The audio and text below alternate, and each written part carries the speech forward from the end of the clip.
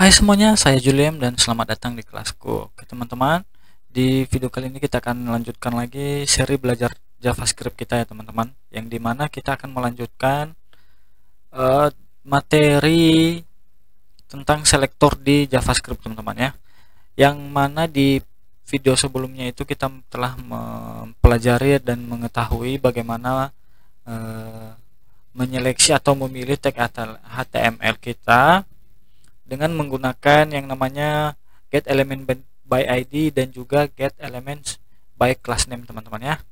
Oke, nah sekarang di video ini kita akan belajar dua jenis lagi teman-teman ya, dua jenis tag, maksud saya dua jenis selektor di JavaScript untuk memilih elemen HTML nantinya teman-teman ya. Nah di video kali ini kita akan mempelajari yang namanya ini teman-teman, get elements by tag name dan get elements by name. Nah, bagaimana cara menggunakannya? Begini caranya. Oke. Yang pertama kita pelajari dulu teman-teman yang di atas ini ya, yang get elements by tag name. Nah, teman-teman pasti sudah tebak ya. Jadi si get elements by tag name ini adalah selektor yang bisa kita gunakan untuk memilih elemen HTML berdasarkan tag name-nya teman-teman ya, atau nama tag daripada elemen HTML tersebut. Misalnya seperti ini teman-teman ya. Jadi teman-teman bisa ngikutin dokumen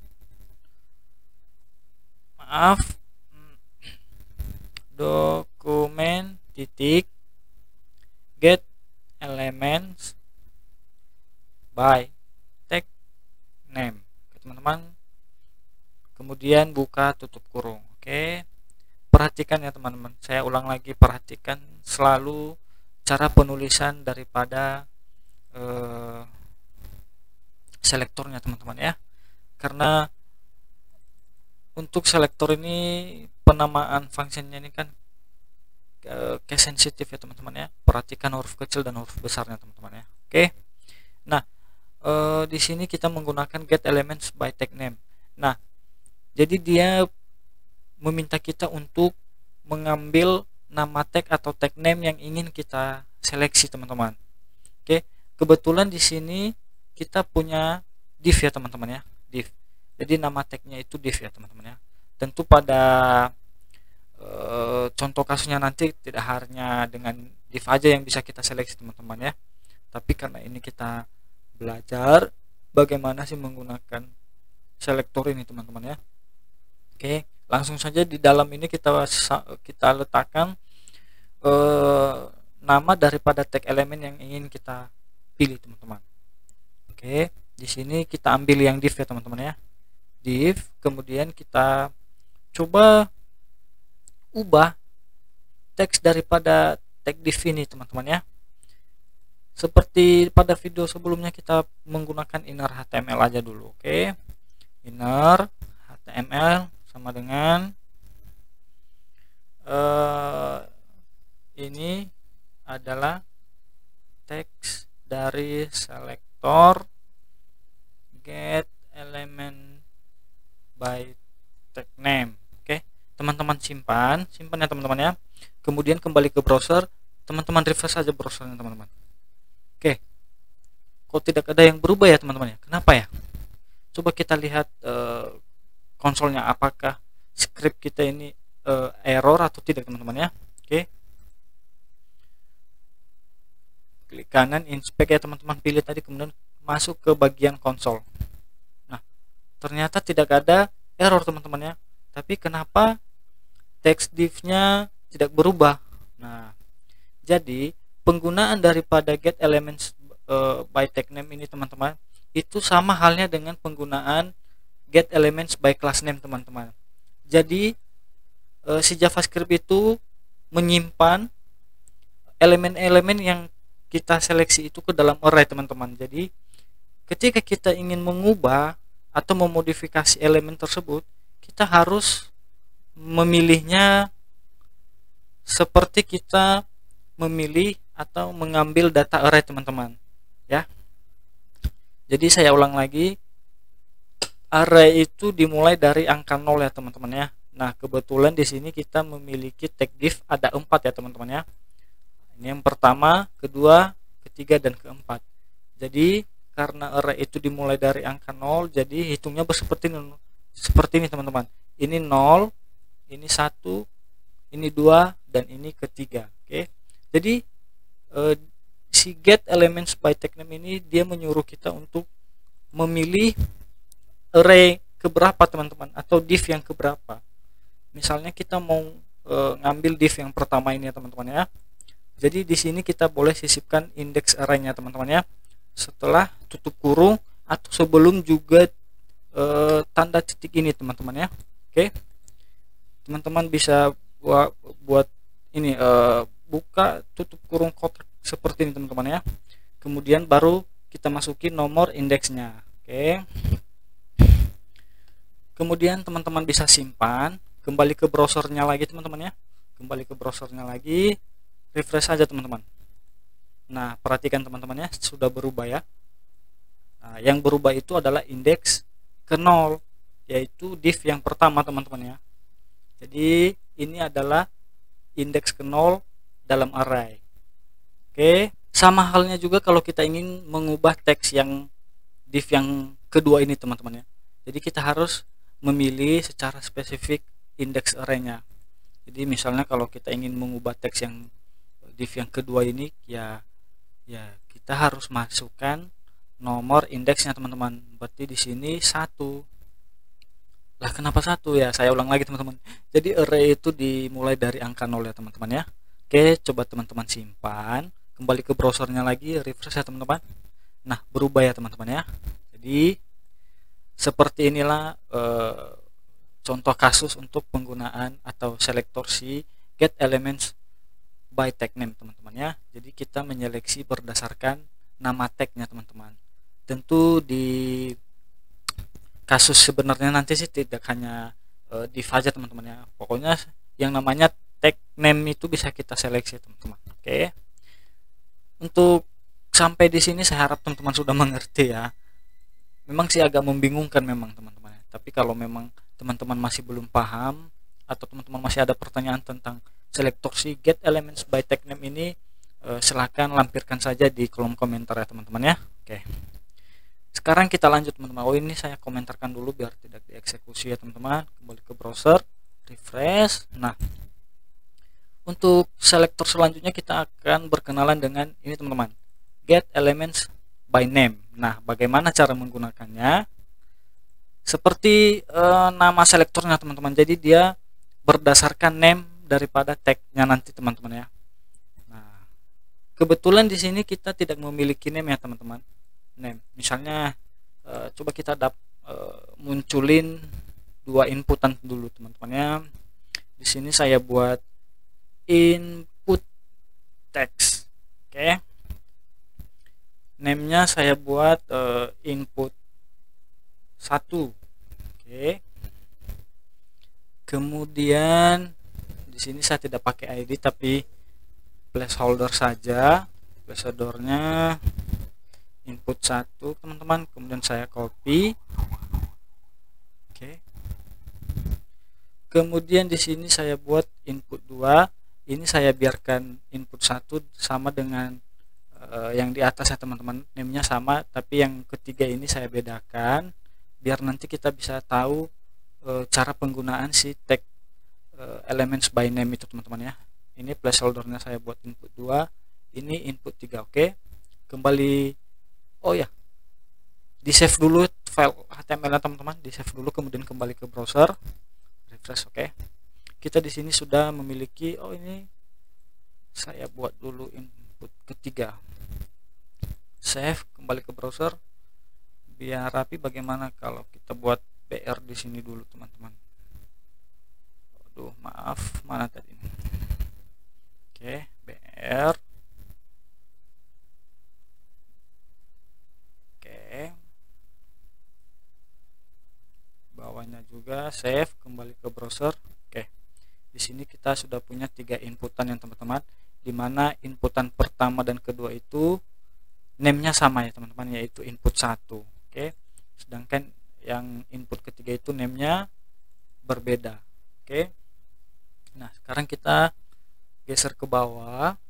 Kembali kita menggunakan get elements by name. Jadi dengan menggunakan selektor ini, sebentar ya teman-teman, coba kita ketik dulu dokumen titik get elements. Perhatikan ya teman-teman, penulisnya pakai elements, ada s-nya teman-teman ya, karena mungkin saja di halaman HTML kita itu memiliki name yang sama, atau bisa saja name-nya lebih dari satu teman-teman, tapi dengan name yang sama teman-teman. Jadi makanya dia menambahkan s. Jadi ini elements by name, kemudian diikuti dengan buka tutup kurung. Oke. Sama seperti pada selektor sebelumnya teman-teman, di dalam buka tutup kurung ini kita masukkan nama ya, atau elemen HTML yang ingin kita seleksi. Oke, misalnya di sini saya mau seleksi si inputan teman-teman ya. Kan di sini name-nya adalah input 1. Oke. Saya mau ngambil input 1. Oke. Nah, ini saya buat dalam variabel dulu, teman. Variabel input 1. Oke. Kemudian kita ambil inputnya, misalnya kita style dia, kita buat backgroundnya teman-teman ya. Input titik style, background colornya kita buat blue. Oke, save ya teman-teman ya, save, kemudian kembali ke browser, di refresh. Nah, tidak berubah ya teman-teman, harusnya ini backgroundnya warna biru, ini malah terjadi error. Kenapa? Sama halnya juga teman-teman seperti selektor si elements by tag name dan dengan class name ya teman-teman ya. Jadi sebenarnya dia sudah mengambil teman-teman, sudah mengambil elemen yang name atau name daripada tagnya itu adalah input 1 sudah. Cuman datanya itu disimpan dulu ke dalam array teman-teman, ke dalam array. Jadi kita harus memilihnya itu berdasarkan array lagi teman-teman. Oke. Nah, di sini kebetulan kita punyai dua inputan yang name-nya itu sama ya teman-teman, yaitu yang ini. Oke. Kemudian inputan yang kedua yang ini, name-nya kan sama teman-teman. Jadi kita harus menentukan ini inputan yang, oh maaf teman-teman, ternyata saya salah manggil variabel teman. Ini kan variabel 1, harusnya variabel 1 sini teman-teman. Oke. Save, kembali ke browser dulu. Coba kita save ya teman-teman ya. Kita refresh. Nah, sama aja error ya teman-teman ya. Cannot set properties of undefined. Dia tidak mengetahui properti yang kita gunakan itu teman-teman ya. Jadi kita harus memilih indeks keberapa yang mau kita modifikasi teman-teman ya. Nah, jadi kita coba modifikasi yang indeks ke 1, atau kalau dalam mereka 0 ya teman-teman ya. Jadi kita masukin nomor indeksnya di sini. Oke. Seperti biasa, indeks array itu kita bungkus dalam buka tutup kurung kotak itu ya teman-teman yang di keyboard. Kemudian masukin nomor indeksnya. Misalnya kita mau ngambil yang input 1 baris pertama. Jadi indeksnya itu dari 0 ya teman-teman ya. 0. Kemudian save, kembali ke browser, di refresh ya teman-teman ya. Nah, teman-teman bisa lihat jadi backgroundnya itu berubah teman-teman, sesuai dengan yang kita style di sini. Oh ya teman-teman, jangan bingung dulu ya, ini apa sih, kok bisa di JavaScript kita bermain-main style CSS. Jadi tidak hanya di CSS saja teman-teman kita mengasih style daripada elemen HTML kita teman-teman. Jadi kita bisa memodifikasinya juga dengan si JavaScript ini. Nah, untuk pembelajaran ini kita akan bahas di video selanjutnya nanti teman-teman ya. Nah, tapi setidaknya teman-teman bisa lihat dari sini, kita bisa seleksi elemen HTML kita berdasarkan name daripada tagnya teman-teman ya. Nah, oke. Kalau kita mau seleksi inputan yang kedua ini, berarti nomor indeksnya harus 1 teman-teman. Save, kemudian simpan file HTML teman-teman. Oke, lanjut ke browser, refresh. Nah, jadi stylenya berubah ya, atau berpindah ke inputan yang kedua teman-teman. Jadi seperti itulah penggunaan daripada get elements by name teman-teman ya.